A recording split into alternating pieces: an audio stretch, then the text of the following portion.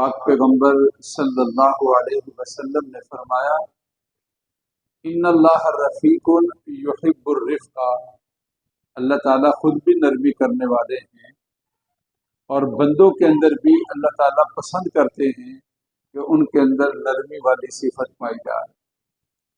فرمایا رسول اللہ صلی اللہ علیہ وسلم نے یہ نرمی والی صفت جب کسی چیز کے اندر آتی ہے تو زانہ اس کو یہ خوبصورت بنا دیتی ہے، اور یہ جب نرمی والی صفت کسی چیز سے نکل جاتی ہے پھر اس کی خوبصورتی کو ختم کر دیتی ہے۔ رسول اللہ صلی اللہ علیہ وسلم نے نرم دلی کے بارے میں یہ حکم دیا، فرمایا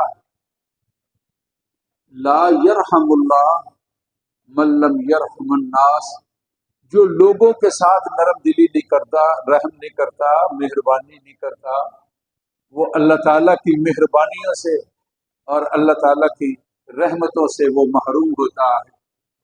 حالانکہ ان کا یہ فرمان ہے کہ رحمتی وسعت کل شیء، ہر چیز سے بڑی اللہ تعالیٰ کی مہربانی اور رحمت ہے۔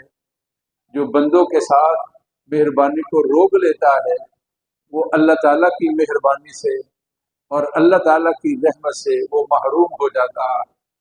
حالانکہ قرآن مجید کے اندر اللہ تعالیٰ کا فرمان ہے لا تقنطوا من رحمت اللہ، میرے بندو میری رحمت بڑی وسیع ہے، میری رحمت سے کبھی تم نے نا امید نہیں ہونا اور میری رحمت سے کبھی تم نے مایوس نہیں ہونا۔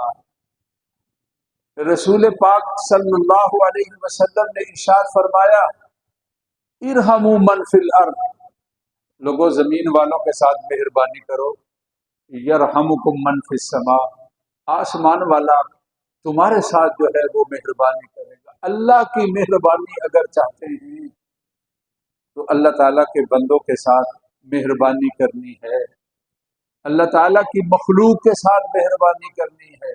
یہ مہربانی کرنا، یہ رحمت والا ہونا ہمارے آقا سرور دو عالم، سرکار دو عالم، فخر دو عالم صلی اللہ علیہ وسلم کی یہ اعلیٰ صفت ہے جس کو قرآن نے بیان فرمایا وَمَا أَرْسَلْنَاكَ إِلَّا رَحْمَةً لِلْعَالَمِينَ، کہ اے محمد صلی اللہ علیہ وسلم ہم نے آپ کو سارے جہانوں کے لیے مہربانی اور رحمت والا بنا کر بھیجا ہے۔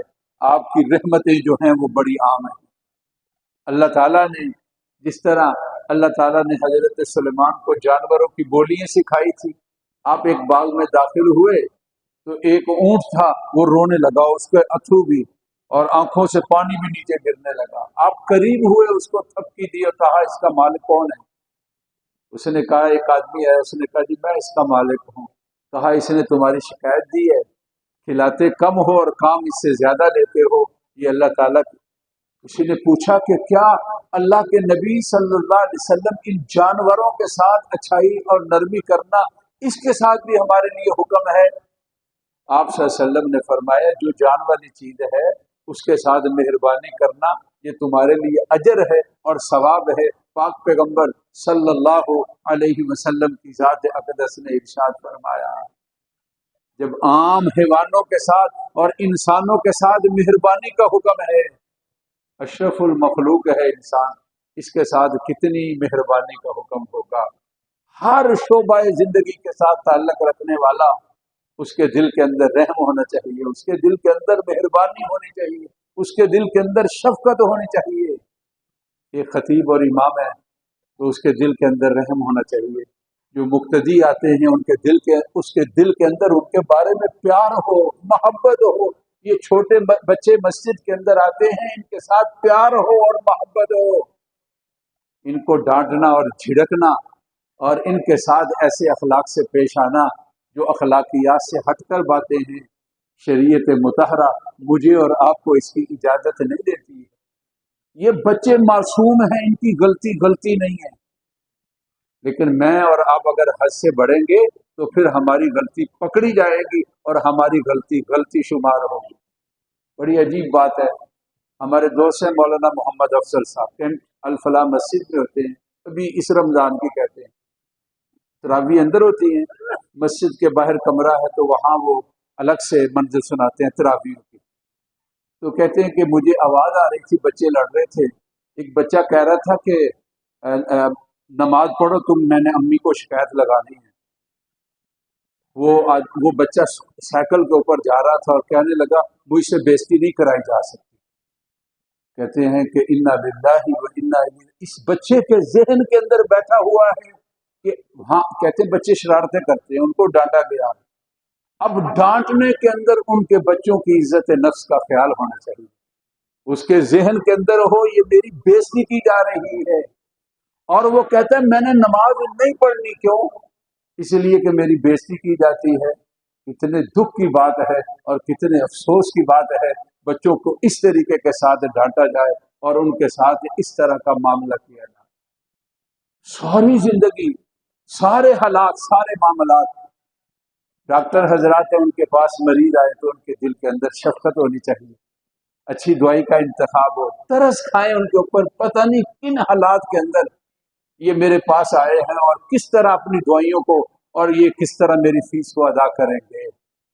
تو کبھی کوئی سیمپل ہو تو اس کو دے دیا، یا جاؤ یہ دوائی استعمال کر لو، اور کبھی کسی فیس کے اندر آواز دی بغیر سفارش کی، کہا اس کی فیس واپس کر دو، اس کی فیس آدھی کر دو۔ یہ عمل اس دنیا کے اندر چھوٹے چھوٹے ہیں، لیکن یہ بتاتے کیا ہیں کہ اس کے دل کے اندر رحم ہے۔ یہ پہلے لوگوں کے اندر موجود تھا، اور پہلے لوگ اس کے اوپر عمل کرنے والے ہوتے تھے۔ ریڑھی بان ہے نا، جب اس سے سودا خریدنے کے لیے اس کی ریڑھی پر کھڑے ہوتے ہو تو کیا ہے یار، سوچو یہ کیا کمائے گا، 10 روپے 20 روپے کا فرق ڈال لے گا، ایسے اس کے ساتھ سودا کرتے ہیں کہ اس کی ریڑھی کی جان نکال دیں۔ بعض سودا جان ہوتے ہیں نا، جو بھی آدمی فروخت کرتا ہے، اب تھوڑا سا خریدنا ہے اور جان تم نکال کر لے جاؤ گے تو باقی کچرا جو ہے وہ کون اس کو خریدے گا؟ یا تو سارا ہی اس سے خرید لو۔ ریڑھی والے کے ساتھ شفقت، محبت اور پیار۔ یہ رکشے والا بڑا کہتے ہیں جی حکم ہے ہمیں تکرار اور بحث کرنا چاہیے، ریڈ کرنا چاہیے۔ کیا تمہیں رکشے والے کے ساتھ ہی ریڈ کرنا جو ہے وہ دین اور اسلام کا حکم نظر آتا ہے؟ چپکے سے 50 بنتے ہیں، کیا ہوگا اگر تو 100 روپیہ دے دے گا تو اس کے گھر کے اندر آتا کچھ نہ کچھ جائے چلا جائے گا۔ تیرے اوپر جب اللہ کا فضل ہے تو اللہ تعالیٰ کی مہربانی ہے، تیرے پیسوں میں اس کرنے کے ساتھ کمی نہیں آئے گی، لیکن ظاہر کیا ہوگا کہ اس کے دل کے اندر اللہ کی مخلوق کے ساتھ، اللہ کے بندوں کے ساتھ مہربانی ہے اور شفقت ہے، اور اللہ کے بندوں کے ساتھ یہ نرم دلی سے پیش آتا ہے۔ بخاری شریف کے اندر ایک واقعہ ہے، پاک پیغمبر صلی اللہ علیہ وسلم نے ارشاد فرمایا، پہلے لوگوں میں ایک آدمی کو پیاس لگی تھی، پانی کی تلاش میں دیکھا تو کنواں ہے، اب کوئی برتن نہیں تھا، کوئی چیز نہیں تھی، لیکن پیاس بڑی شدید تھی، وہ نیچے اترا اور وہاں سے کنویں سے اس نے پانی پیا۔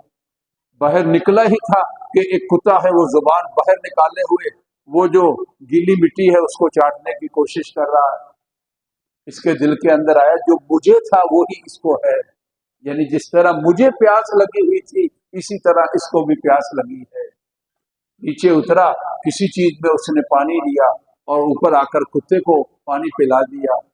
رسول اللہ صلی اللہ علیہ وسلم نے فرمایا اس نے ایک کتا جس کو جو آدمی بلا وجہ کتا رکھتا ہے، کوئی وجہ ہو تو رکھنے کی اجازت ہے، چوکی دارہ وغیرہ، 2 قراط ثواب روزانہ اس کے اعمال میں سے، شوقیہ کتا رکھنے والا اس کے اعمال میں سے روزانہ کم کر دیا جاتا ہے۔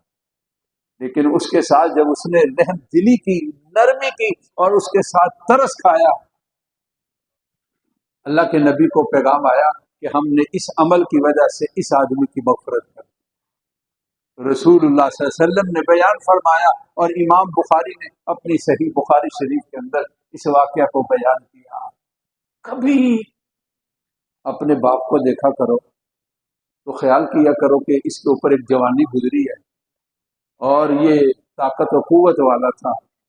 اپنے بھائی کو دیکھو، اپنے خطیب اور امام کو دیکھو، اپنے عزیز کو دیکھو، اپنے قریب والے کو دیکھو کہ آج حالات کی وجہ سے اس حالت پر پہنچا ہے۔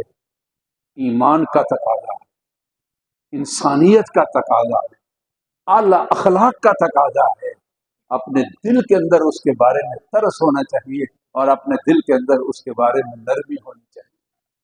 قرآن مجید کے اندر اللہ رب العزت کی صفات کو جب شروع کے اندر قرآن نے بیان کیا تو کیا کہا؟